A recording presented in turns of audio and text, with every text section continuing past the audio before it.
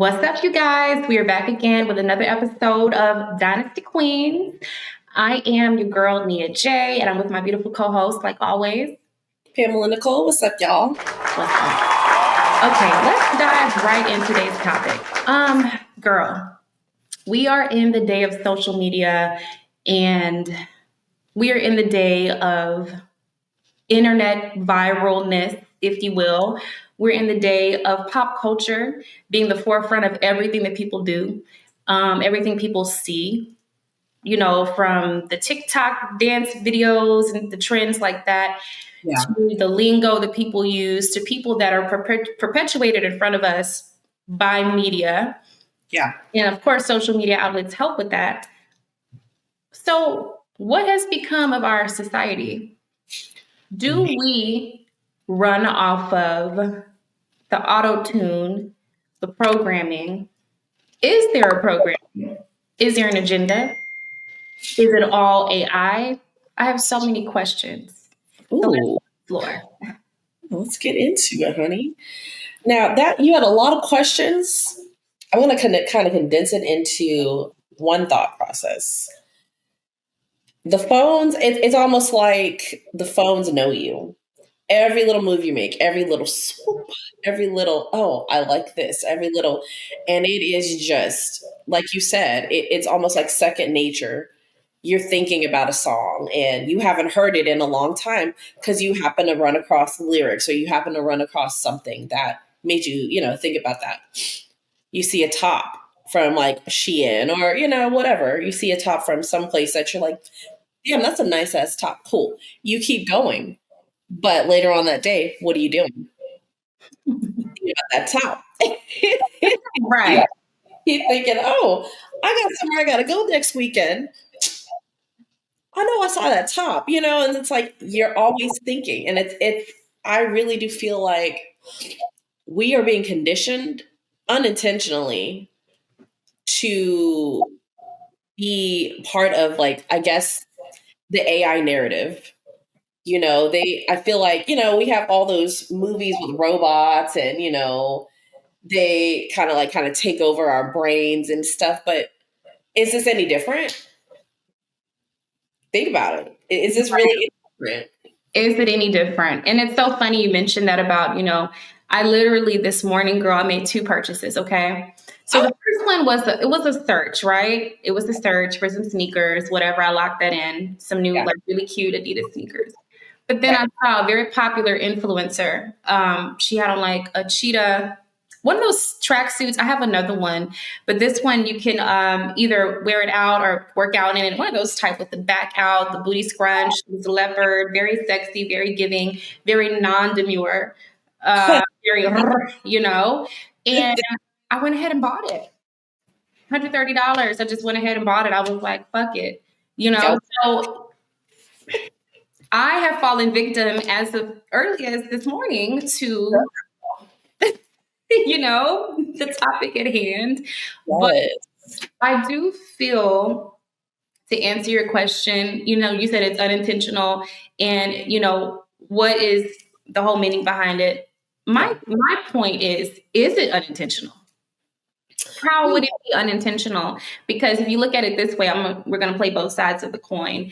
If you look at it this way, businesses make money off of those ads and, stuff popping up and dinging and dinging, even us having a YouTube platform, advertisement plays a role into how people get compensated. So I don't know so much if it's unintentional, but when it comes, and that's just like the market of purchasing goods and services, but there's a whole other side of that. Goods and services, we know the intent of that, what social media is to help businesses, it's advertisement. The same way when television and radio started, they had to do the commercials to pay for the air slot. And in turn, that product is getting widespread attention. Like, hey, back in the day, go buy this laundry detergent. Go buy this, Dove soap or Ivory, some of the older brands. And people are like, oh, let me go to the store. This is the stuff that gets you clean and looking good. So that stuff has been around since the days of radio. But today it's more of a visual, which of course started with TV, and now we have social media with ads. The other side is why other type of content, not goods and services? Are we being thrown this stuff at the forefront of our explore pages and all that? Like, regardless of the kind of content you get, it's still stuff. Right. You know, whether people that follow maybe Donald Trump and MAGA will see all this hate and, you know, stuff come into their explore, you know, maybe a lot of false information, or people that, you know, research, I don't know, oddities that may see some weird two-headed people, or, you know, pop up the woman with the longest fingernails, or if you're into the sexy stuff, you may see ass shaking on your timeline. You may see porn. It really, you know, there's a lot of stuff being thrown at us.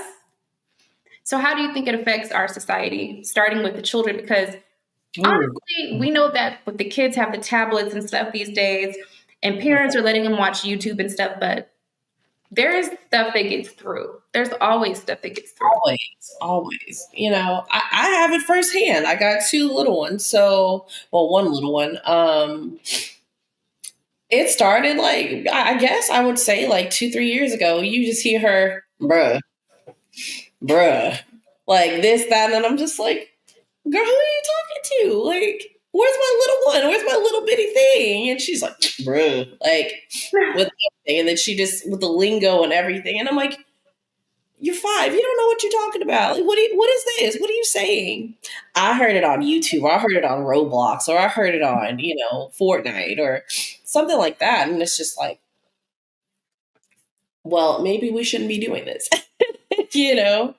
But I mean, even with Instagram, you know, you have your explore page, like you're saying, girl, I will scroll sometimes and see some of the just, I don't even know how to describe it. Just leaves me speechless. It's just absolutely speechless. I'm just like, I would never look this up. I would never just say, hey, I wonder how this, you know, happened. No. And I can't unsee the shit. You know what I'm saying? So it's like, I feel like that in a sense is like, oh, well, let me throw like a little like curveball at you just so you're thinking about it. Cause this is something that you would never think about. And then all of a sudden, 3 days later, hey girl, you won't believe what the fuck I saw 3 days ago. And it becomes a conversation. It becomes this whole big thing that shouldn't even be, because it's not even in your interest, like your point of interest at all. So it's definitely a way to get traffic. It's definitely a way to, I don't know if someone has paid for like that advertisement for it to get out there just because it's so weird or it's so off-putting, just to get traction, like you said, and just to get people talking so then it gets more and more and more views. That's what I think. Because like I said, sometimes there's stuff on my thing. I'm just like, you know what? I'm done for the day. Right. Log off, because what the hell is that? Exactly. So do you feel like as a society we're being brainwashed or conditioned based on what's being put out there? Like, I mean, we kind of know with TV, like the way that reality TV started versus where it is now. You know, like I would think of early reality TV as like this Survivor, like game shows, American Idol, or even what else was there back then? Like other type of programming, like the Osbournes, like kind of like a family following a family or somebody. Flavor of Love would have been the first one that was kind of competition with the ratchet shit. And then from there, you know, all the Love and Hip Hops, basketball, whatever it is, that kind of became the thing. So we're being thrown images of violence and people fighting and cussing each other out and, you know, just really, I don't know, doing their big one in a negative way. So are these type of images stuff that these producers know will get ratings, or are we purposefully showing the culture this?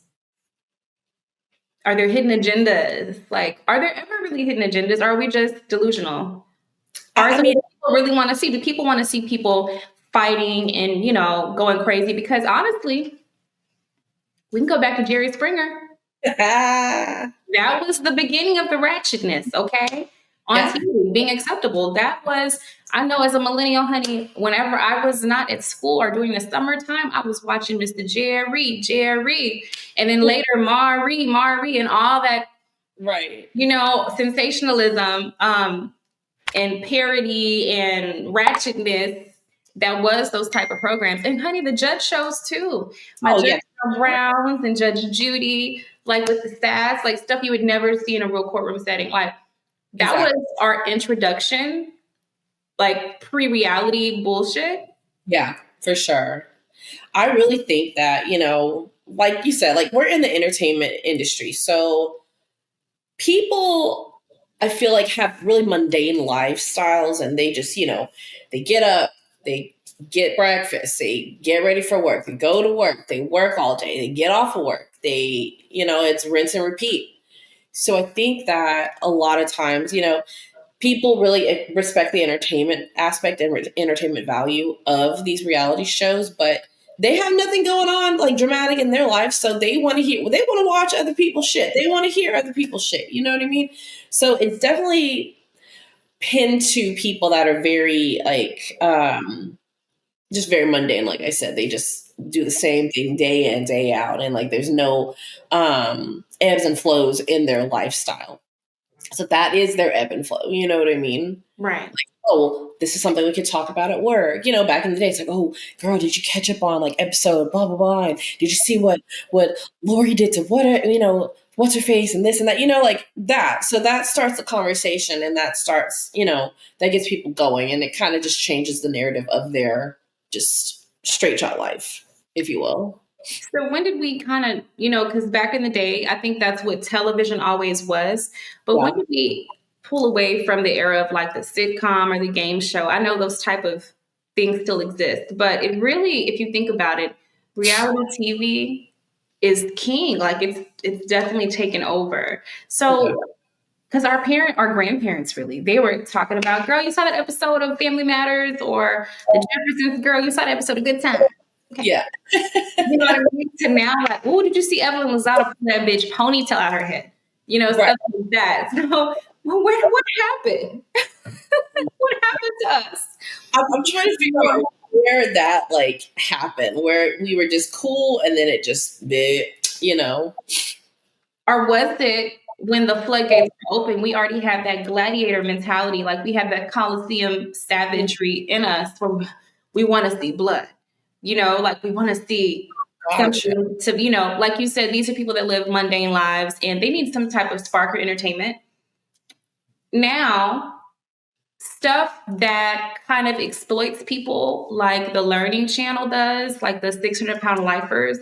I think the reason people watch those folks is to make themselves feel better about for sure. Their roles in life or what they're dealing with. Like, whoa, I thought I had it bad. I don't have it that bad. Shit, I can get the fuck out of my house. That I completely agree with. And I'm actually going to twist that too. So you did mention 600-pound life. I'm an avid Hoarders watcher. I love me some Hoarders.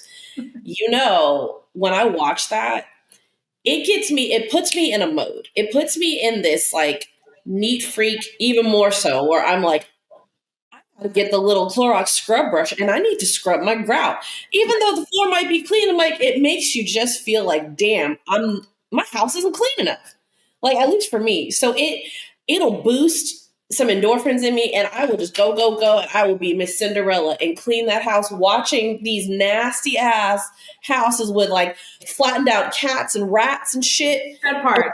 The first thing I think of, the dead cats are always in the house. For some reason, the house got a dead cat. And they show the carcass. I'm like, oh, enough, Annie. And they'd be like, and it's like, no. So it makes me want to clean even more. So you're pretty much saying that the reality TV or what we're being shown can have positive and negative impacts. Okay. Yeah. You can even twist my 600-pound life. Like you were saying, like, damn, like, my life isn't that bad. You know what I mean? Another way you can look at it too, somebody might be like, damn, I've been wanting to lose weight. You're right. Let's see what they're doing. Let me see what's working for them. Because you see the before and afters. So it's like, if they can do it, I can do it. But with that show, I feel that you don't feel that way until the show progresses. And really, if we think about it, the producers are brilliant for that because it's bringing in viewers for different reasons. It's bringing in viewers to clown these people. It's bringing in viewers because people are curious about what the fuck's going on in the world. It brings people in because it makes them feel better about their woes in life. And it also brings people in because they're motivated to want to lose weight or do things for themselves or maybe encourage a loved one. Hey, try Dr. Now's program.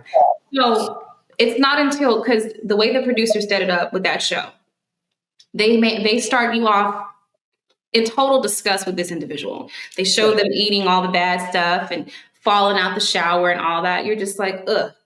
But the way the show is lined up, you develop a respect for them over the timeline of what's happening, especially if they have positive results, which most of the time they do in some sense. So you're starting to feel for this person as a human being after hearing them talk and get interviewed a couple of times, see their family dynamic. Like, oh, okay, this is what happened. She, whatever happened, was homeless as a kid and, whatever. So all kind of things. And then as you see them make progress and Dr. Now earns more respect, so do we. We're like, oh, okay, well, you go, girl, you go, boy. Like, yeah. Right. You lost 200 pounds. Like, wow, that was amazing. You may even shed a tear at the end where you were laughing at them at the beginning. Mm-hmm. And that's like, that show is kind of like a tortoise and a hare type of situation. So, yeah, stuff like that, those type of docuseries, although they do exploit the people to a certain extent, all of them, even the Little People, Big World, and the octuplets and people conjoined twin, whatever the hell, because Learning Channel has been on some weirdo shit for a long time. I should be watching. My mom thought I was crazy. I was watching all that stuff, like the man with the tree bark growing out his arms and the kids with the water jug heads and Siamese twins and people that grow tail. I would watch that Discovery Health and the Learning Channel. I would watch that shit. My mom would be like, what are you doing? Like, why? Where do these people come from? Like, is this real? It's fascinating. I just did. You know what it was when I was a kid? I went to the Ripley's Museum in San Antonio. We went there one year. And ever since then, I was really into just like the oddities of the world. I just really was. I was like, oh, that's so interesting. So when stuff like that started to air on TV, I was like, oh, let me watch. Girl, let me find out you a little shop of horrors you about to like open up in Atlanta or something. Be like, Nia. That would be in my older years. I would love to do something like that. Like, yeah, you doing that? I love it. When I'm old and gray, honey, have a whole odyssey shop. Be like, so this I do the tours. You got to do the tours. I see that for me, like 75. I see that. Yeah, the historian in you be like, and right over here, this is what happened in 1901, and tell the story, girl. I love history, and I also love when there's a story behind it. Oh yeah, love it. But yeah, that makes a lot of sense. But at the same time, those type of docuseries are so different from negative reality television. They're like. For sure. Night and day. Like, you can't compare 600-Pound Life to Love and Hip Hop. Like, at all. It's like, you can't compare, what is it, the Housewives of New Jersey or, whatever to, I don't know, to, what was one of those shows? The Bachelorette, The Bachelor. Like, it's so many different, I don't know. I used to love Mob Wives, though. I just used to love me some Mob Wives. Now, I do want to ask you this, in the age of cyber dating and like online dating and stuff of like of that nature, you've got shows like Love is Blind, and you've got shows like, The Bachelorette, you've got The Ultimatum, you've got all these different types of like relationship shows. Do you feel that like with the relationship reality shows, do you feel like that dooms people in the future to have a relationship, or do you feel like it can help them in a sense? What do you think? I think some of that stuff ends up being real, where people end up hooking up and all that. Whether or not it was love or whatever, I don't know. I know it's happened a few times, but for the most part, you're casted for that type of show. You have to go through all these different screenings and producers and stuff, and even a psychologist before you even get on a show like that. I know, because I auditioned for something like that before. It's like a whole process. Yeah. So it's cinema to begin with. Like, it's not real. But I know that people actually do end up linking up or really developing a connection once they get to set. Yeah. And, I think honestly, they're probably hanging out when the cameras aren't around, stuff like that. And even they tell them like, oh, you can't, tell anybody for 6 months or you can't even see each other. That's bullshit. I don't believe that either. If I'm really fucking with you like this, I'm not going to go 6 months without seeing you. If you're my new long lost love, like what? That's crazy. No.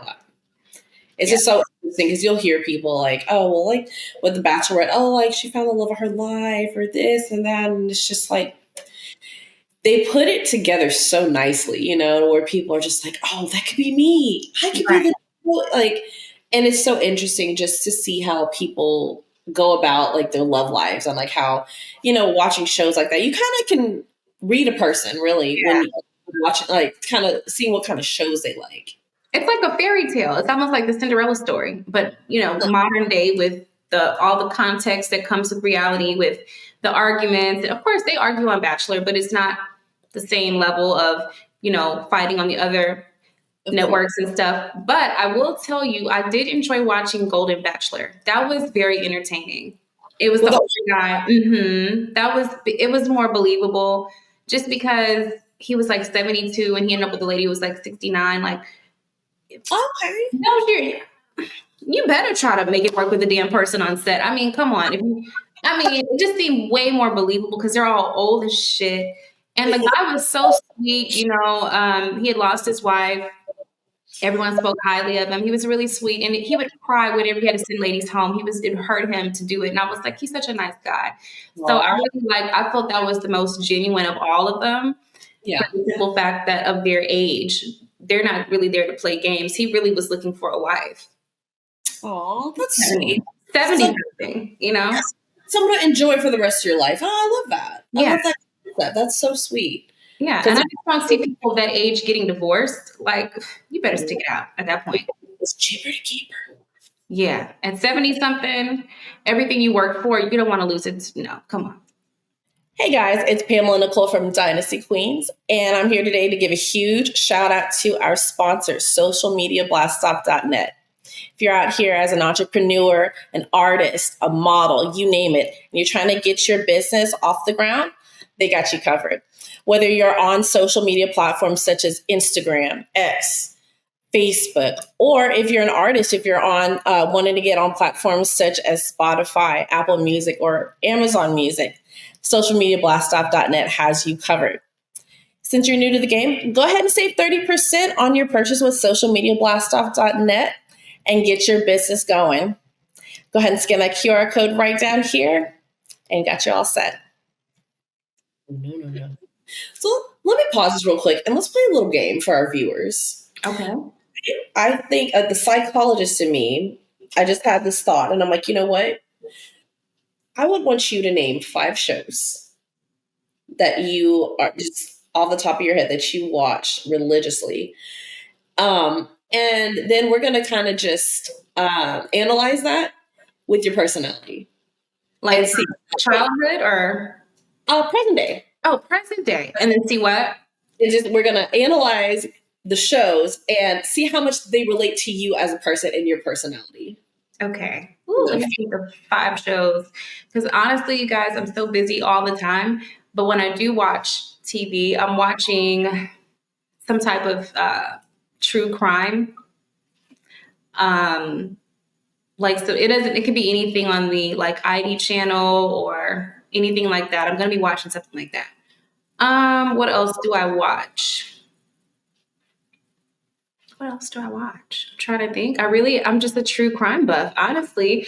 In my free time, I'm watching true crime. Let me think. What else do I watch? I don't watch reality TV anymore. I haven't in years. I'll watch whenever Netflix has like a good, series or something. Like right now I'm getting into Queen Elizabeth, or what's it called? The one where they go over her whole life. I'm just now starting to watch that for the first time ever. I'm starting to watch that, or just anything that's on Netflix, just something like a movie or whatever I'll watch. I don't know. I really don't watch TV like that. I can't even think of 5 things. It has to be some type of true crime or a documentary, like something history related. I'm always watching at this point in my life, I'm always watching educational stuff or something that can teach me something. Or true crime, I don't know what the hell it is. Like teach me to be safe as a woman, but I love true crime. That's honestly what I watch. Very true. And she gets me on some good shows, y'all. Like, yeah, some weird shit too. But Pam was like, okay, let me watch this. What is that? Like, no, that's what I love. I love that weirdo. Oh, and then like I said, the oddity people, like the 600-pound lifers. I'll watch stuff like that. Yeah. I would. Yes. Or scary movies. I like. Oh yeah. A good scary movie. Definitely. I can watch it at home, at the movie theater. It doesn't matter. A couple scary movies that I really just love. Let's see. I like the original Jeepers Creepers. I like the original Texas Chainsaw Massacre. Halloween, the first one is a classic. My God. Like some of the zombie movies they have. I don't know. I just like stuff, or maybe paranormal movies or like science fiction or something would be cool. Action based, I guess. I see you, girl. Yes. Yeah. Now y'all know about Nia and her oddities.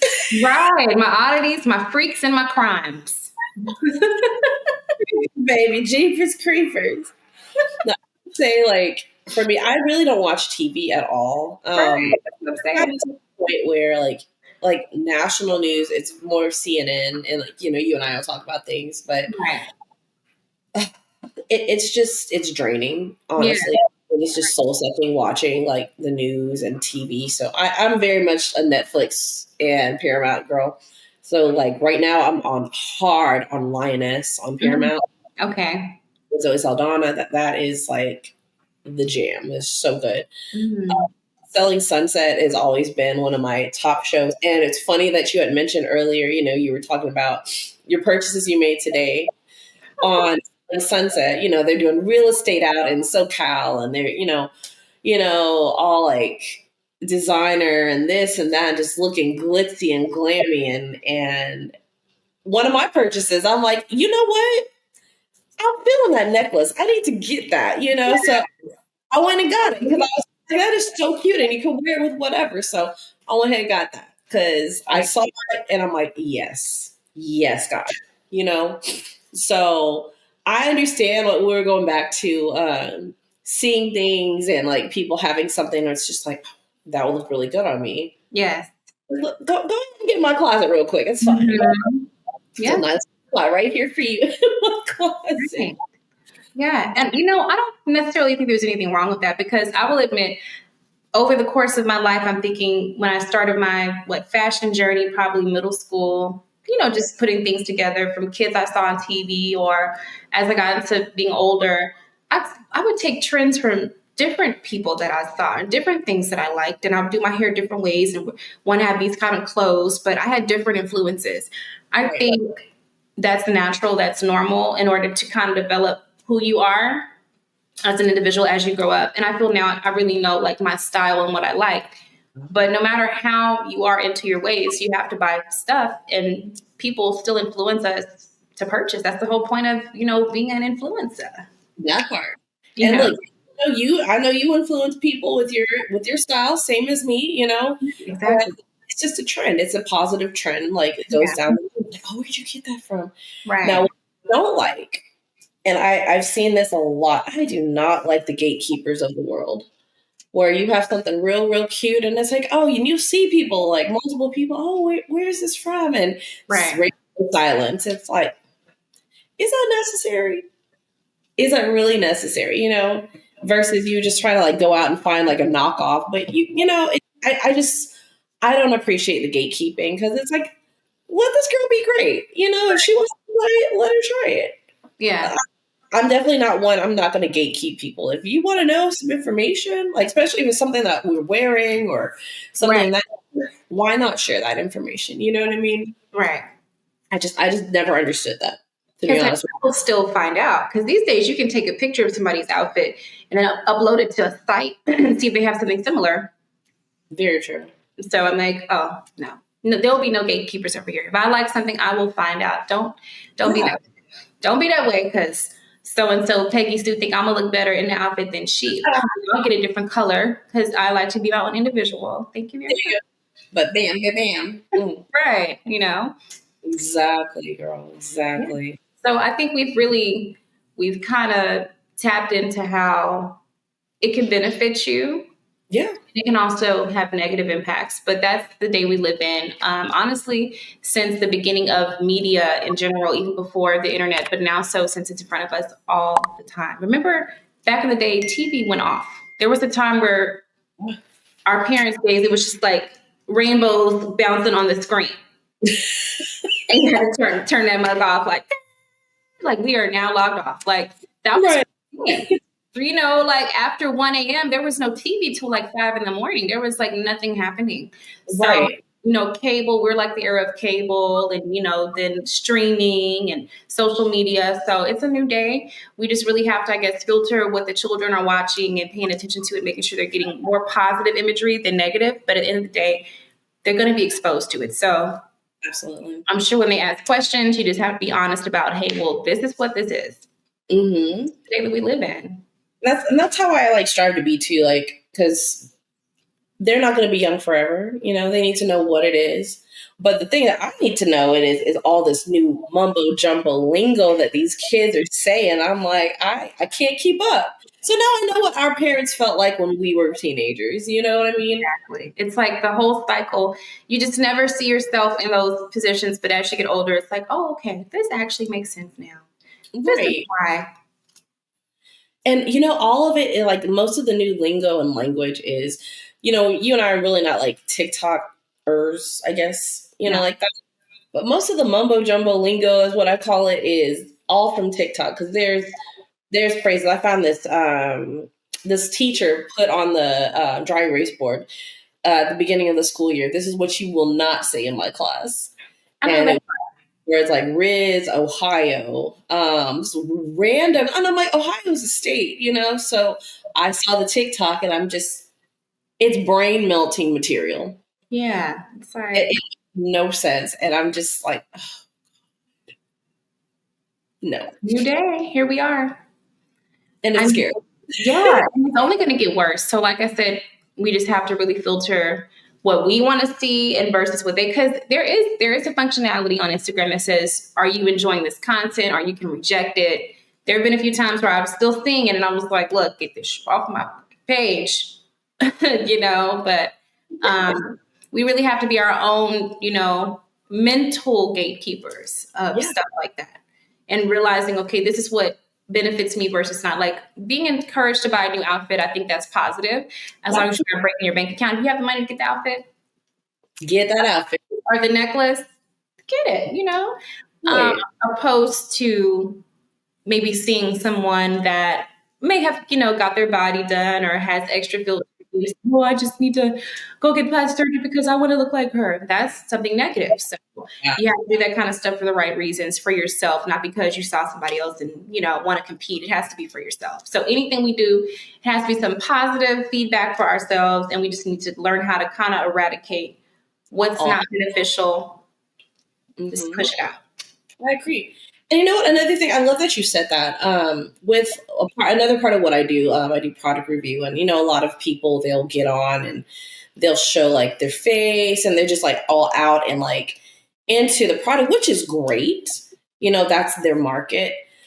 When I do it, it's definitely not my market. It's more about my voice and the product. You know what I mean? You'll see my hands. You may see like a little bit of arm or something, but I keep it super mysterious. I keep it very like focused on the product and everything versus like, oh, well, this is, me doing this for like, oh, I want you to see what I look like so you can, whatever you want to do with that. But at the end of the day, when I do my work, it's very much related to the product and it doesn't sway from anything else. I noticed that like a lot of influencers, they'll really just kind of hone on me, and you kind of lose sight of like what's actually going on. And I notice that a lot, even with like things that pop up on my feed that I'm like, who is this? Like, what are they doing? So I lose sight of like the whole What's going on? The product. Yeah, like no. Though, for some companies, though, that can work if the person wearing the product becomes bigger than the product, they're guaranteed to sell any brand. It's very true. So I don't think they mind them making superstars out of them becoming influencers, because you want people are going to see people with a large following and they're beautiful and say, I want what they are eating. I want what they are wearing. I want to go where they're going, whatever they're advertising. I want to wear that makeup on my face. I want to wear the, whatever it is. It's designed to make this person seem godlike in a way, or where you want to be like them in every sense. And I need to get this item because I'm gonna look like a bad bitch. Or this guy's gonna be like, oh, he looks so cool and his swag. I want to get that hoodie with the, or whatever it is. So I think it's a double-edged sword. Gotcha. Now, you know who the first influencer was back in 2004? No. Fictional character. Who? Fictional character. Regina George from Mean Girls. Oh. That was our first influencer. Think about it, because you're right. I started wearing army pants and flip-flops, so I went to the store and I got me some army pants and flip-flops. Yes. You know what, though? Even before that, I can't even lie. I love me some Lizzie McGuire and Hilary Duff. Yes. She really inspired me too, as far as like when I would put stuff together when I was in school. And I was like, yeah, that's really cute. But yeah, those girlies from that era. Mm-hmm. Absolutely, boo-boo. Absolutely. Definitely. Mm-mm-mm. But we've had fun. We've done this too, girl. We've gone and seen things like, ooh, we've gotten matching shit. Yes, we have. Girl, look. A little shopping spree. And comparing things with this and that. We've had a good time, and I'm glad that we're at a point where we can, give back in that sense. You know what I mean?